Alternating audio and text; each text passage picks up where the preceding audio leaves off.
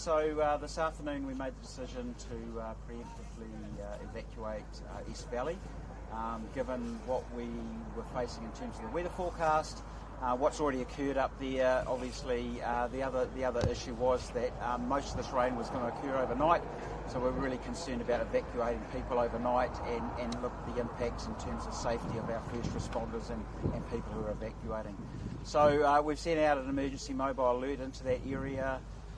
We've established evacuation centres in Hastings, Napier, and we will continue to monitor it overnight, other areas as well. But definitely the east was one area that we were particularly concerned about given what had happened earlier. How worried are you, Ian? Sorry? How worried are you about it? Obviously the last one was a cyclone, so that's about as high as worried as you can get. This is not quite the same. No, it's definitely not, and this is a preemptive and a conservative approach, but I definitely do not want to be rescuing people off the top of roofs at short notice, and I think this is the best thing to do for both their safety and for our first responders. How many did you get out? So look, we don't have an exact number because a number of houses had already been evacuated, but we're talking, we know the number of houses in that valley, we know how many were red stickered, so we think that there's around about 30 to 40 houses in total, but we'll be sweeping through with emergency services to make sure that people get out. Any idea when they might be allowed back? I'm hoping by tomorrow sometime. Obviously it depends on the weather. And what about contractors and people working in the area, emergency services? Sure. Yes, that's why we're putting a sweep through. Emergency services, fire, police and the Defence Forces have all been intimately involved in the planning of this and also the operation on the ground. And so all of the emergency services personnel should be out of the area. And what are you worried about actually happening? So last time the river came right through there, you would run some models and things. Are you going to see the river come back, or?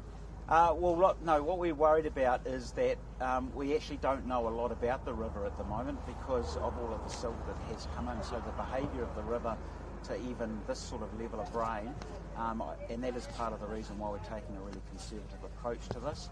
So what we're not looking at, definitely not looking at what we saw 10 days ago. But the river is known to rise quickly and it is known to burst its banks, and so we really just want to make sure that people are safe tonight. Are there any specific areas in the valley that you're concerned about, specific bridges or places? No, we've just looked at the entire valley, and the initial modelling that the Regional Council have done includes the entire valley floor. And I saw the council out there sort of fixing stop banks today. Are there any other areas outside East Valley that you're worried about? We'll be keeping a close eye, particularly in those areas where the stop banks were compromised from the last event, and that covers everything from Waipawa all the way through to Puketapu, Fernhill, Omahu, right through to Awatoto, which is in the coast. What's the latest forecast? How much rain are you expecting? Yeah, so at the moment we're talking about 100 to 150 mils on top of what has already fallen, although you wouldn't believe it at the moment. So that goes through until tomorrow morning. Can you give us an indication of how serious that is? We were talking to people this morning who had what they call rain anxiety. Yep. Are you able to specify how serious it is realistically likely to be? Yeah, so look, that is the ranges, okay, so that's the sort of amount that we're looking at in the ranges, but including the East Valley area. On the coast it's less than that, so in the Heritonga Plains area we're talking around about, I think they were talking about 50 to 70 mils worth of rain over that period. So that is, it just depends on where you are across the region as to how much rain we'll get.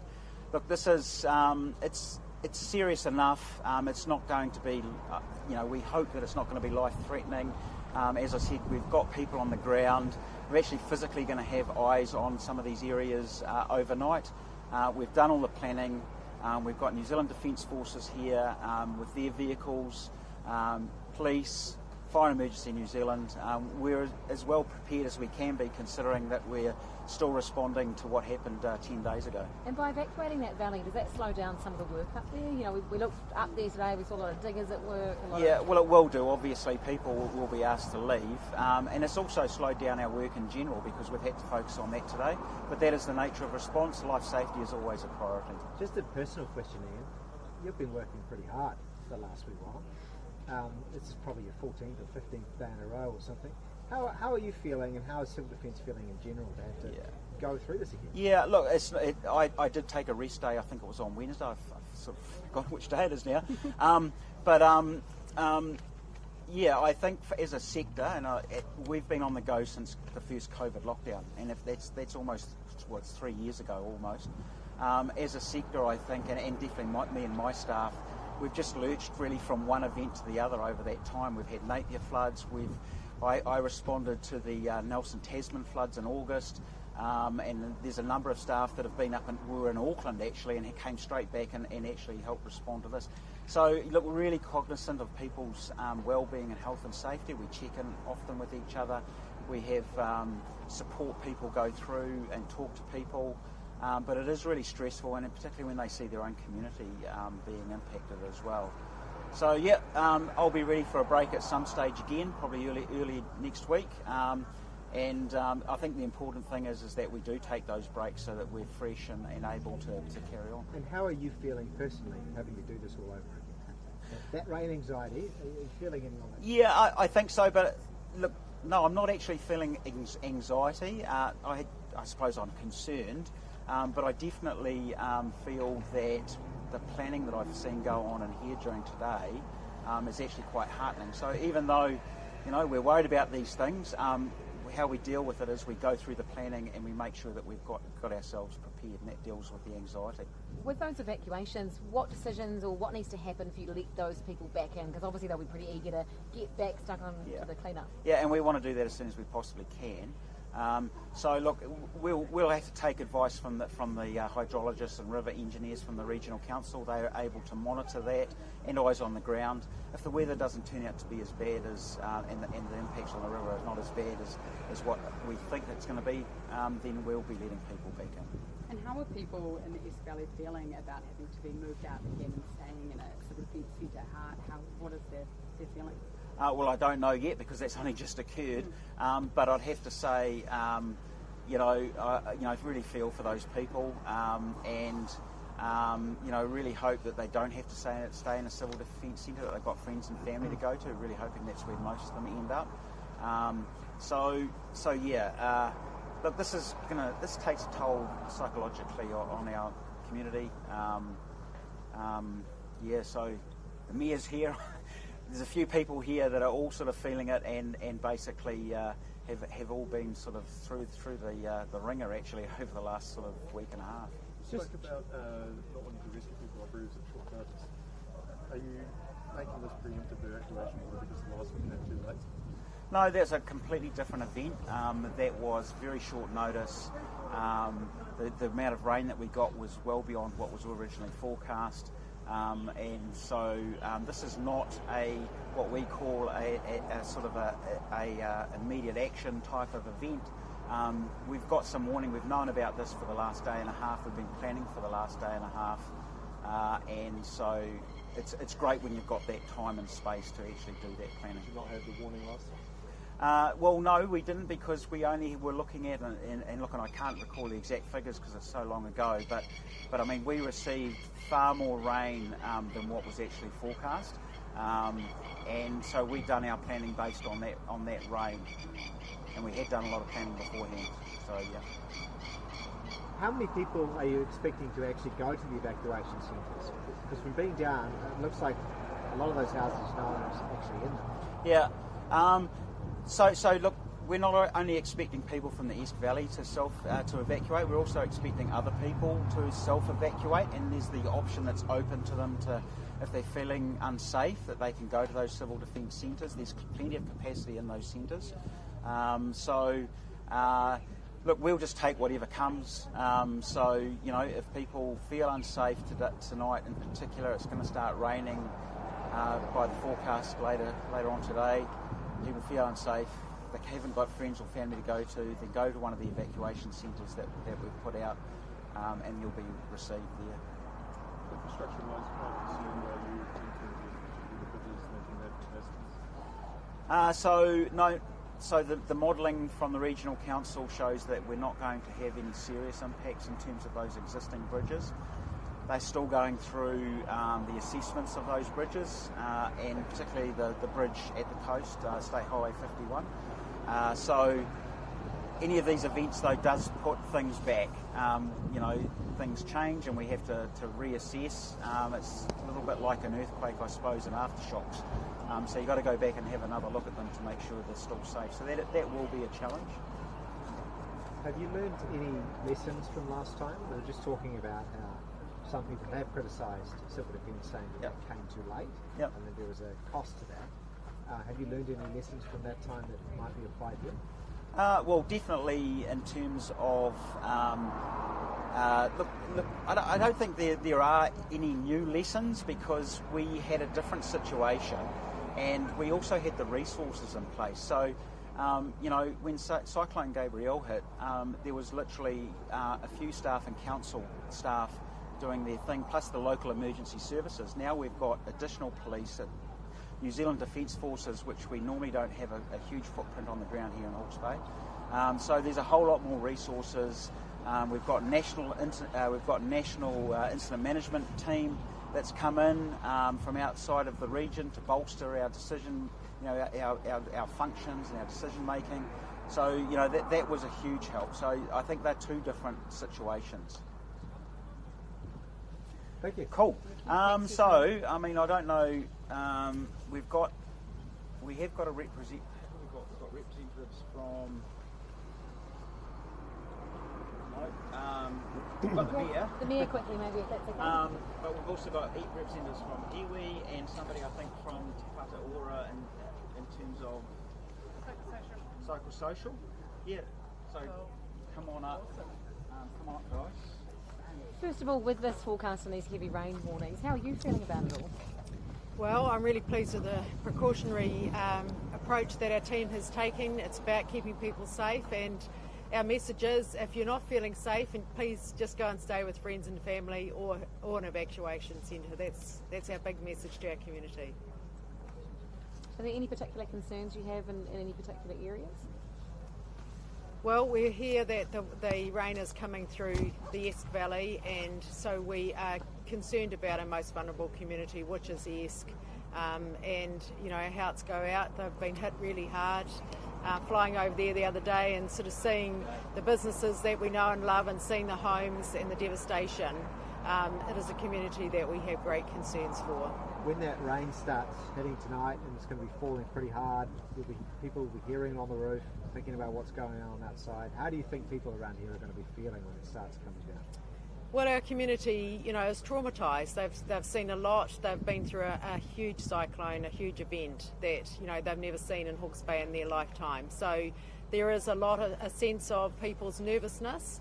I lay in bed last night listening to both the police helicopter going over us and also listening for the rain and waiting for it to stop. So yes, there's people out there feeling nervous and vulnerable.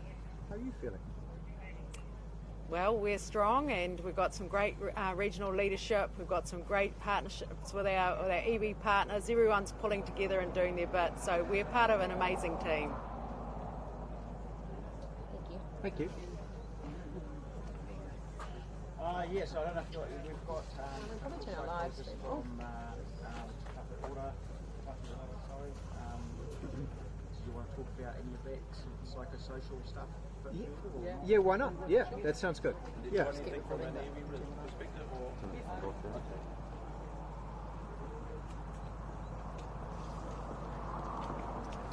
Kia ora koutou katoa. My name's Frances Oliver. I'm a clinical psychologist and I'm the Director of Allied Health for Mental Health and Addictions for Te Whatu Ora.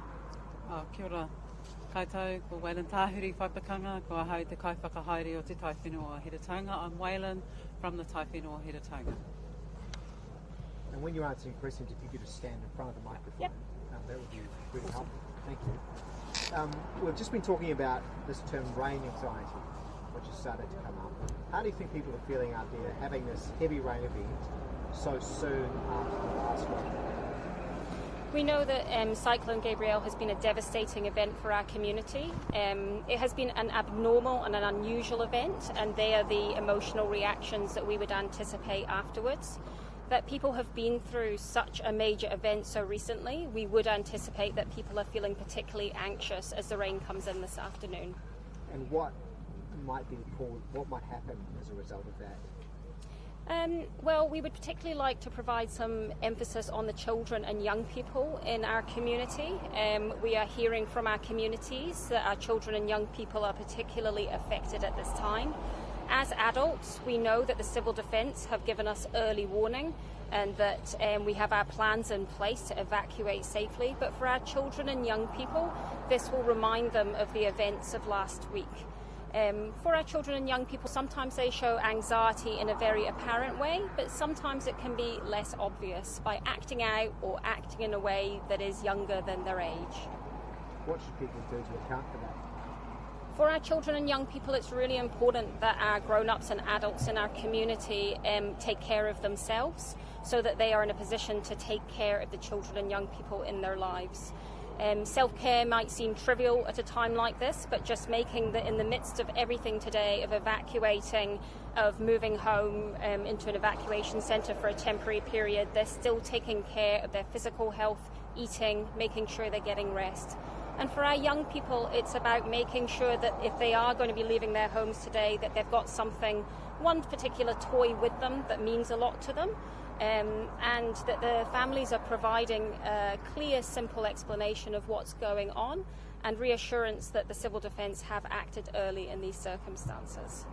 It has to be said that the Hawke's Bay community has really come together and is a very strong community. There's been a lot of people cleaning up each other's houses, donating items, and really taking care of each other. But there is a lot of concern that that sort of spirit is going to drop off. Is there a timeline that is associated to crisis happens, everybody bands together, and then it all goes bad? I think, absolutely, I think you made a beautiful point there. One of the things that my teams and I have seen as we've been out and about in the community this week has been people coming together, banding together, working hard and working relentlessly. So I think there's two answers to your question.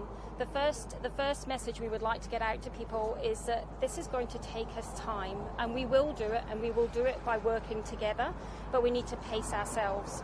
And so we're really encouraging people that to not feel guilty about ever so often stopping and taking a break.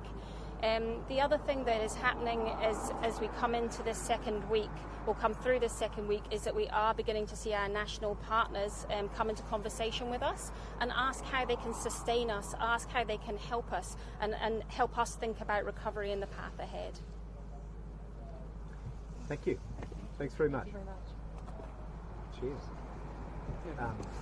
Were you both speaking from the order? No, I'm from Te Tai Whenua Māori health provider in Hastings. You've got 400 staff. What issues are you anticipating with this remedy? I'm anticipating that when all of this goes away, that all the help that's here goes away, that we left behind with the whānau and the communities, that we're still there, just like Ian McDonald said. This has been going since March of 2020. We've been going since March of 2020, supporting whānau here at the Tai Whenua in Hastings. These Tai Whenua right across from Wairoa, Napier, Ahuriri, Hastings and Central Hawke's Bay. You can ring us. We're anticipating that whānau will be worried about having no houses, that there'll be less children going to school, just like in COVID, that they'll want support. At the moment, if they need support from us here in Tai Whenua, ring 0800 Tai Whenua, someone will be on the end of the line.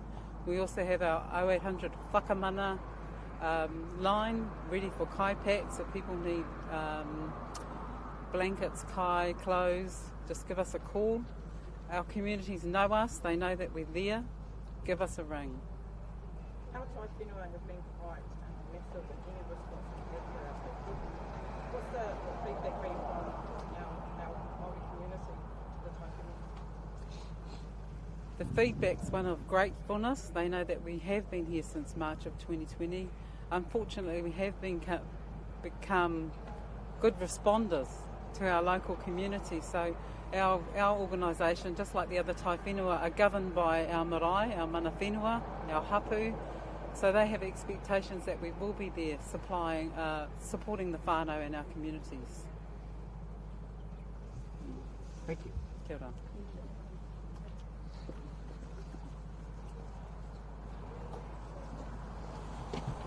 Kia ora no tātou, ko Hena Riheki tōkunga. My name's Henry Heke and I'm currently the iwi lead from Ngāti Kahununu and also the iwi controller.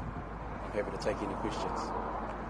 What kind of concerns do you have for the welfare of your iwi? I was at the Cook Island Community Centre in Flaxseed yesterday and they seem to be really wrapping support around RSC workers. Yep. But what about themselves as well?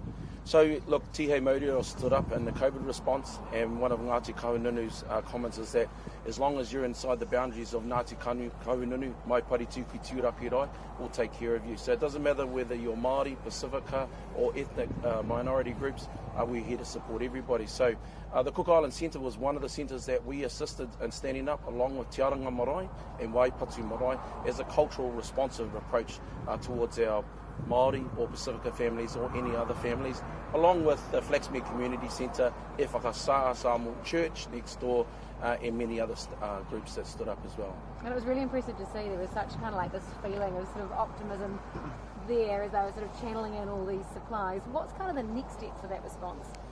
Look, the first thing for us is about food on the table. It's always been about kai, providing that kai, push it out to the whānau to the point where they say that enough is enough. We've had enough kai, we've had enough water, and then we can all stop and take time to figure out actually what's their real needs. And for us it was about who are you, where are you, how do we get a hold of you and what's your situation. He kōrero toi a whare. The concept is in every house there's a different conversation. So in every family there's a different situation. So now we need to understand that, and through our tai whenua, as mentioned, from Wairoa, Ahuriri, Heretaunga and Tamatea, we'll work with our groups to understand what the real needs are for whānau. And they will escalate up like the psychosocial aspect. So we'll be there to assist. What kind of needs are you hearing at the moment in terms of immediate needs that people are after? Yeah, now that we've provided the essentials of food and water and accommodation in the sense of temporary housing, we can start to work with the other services or like Ministry of Social Development to understand how we can assist them to get back into their homes or assist them to recover from the trauma that they've experienced. And some of those are going to be wairua based, and they're going to be there for a long time, and they're not going to be fixed overnight. Some of those are quite physical: a house, a car, clothing, and a picture that they've lost of their parents or whanaunga. So those things will work with our social services and our health services, our hauora providers, both Māori and non-Māori. And runga has been asked of us now, can we have our runga Māori services, which provide aspects of medicinal medication from ancient times, from miri, soft massage to runga rākau, so medication both ingested and used. So they've been asking of us. That can be whakawhiti kōrero as well, consultation, similar to a psychiatrist, I guess. Thank you. Thank you. Some of the like community advocacy that typically going to be looking at. For example, So what I can tell you is that we're working through the tai whenua, each tai whenua, and those of you who are unaware, there are 6 tai whenua structures under Ngāti Kahununu Iwi Corporation, and we're working with the chairs of those organisations and the CEOs, as you heard earlier from Te Tai Whenua Heretaunga, to understand their needs. It's for us to kind of figure out how we can support them. For example, the greater need for Ahuriri might be accommodation, but the greater need for Tamatea might be around oranga. So we're here to kind of understand what those needs are and link them up with those services that are available, whether they be government services or NGOs or health services as well. Thank you. Thanks very much.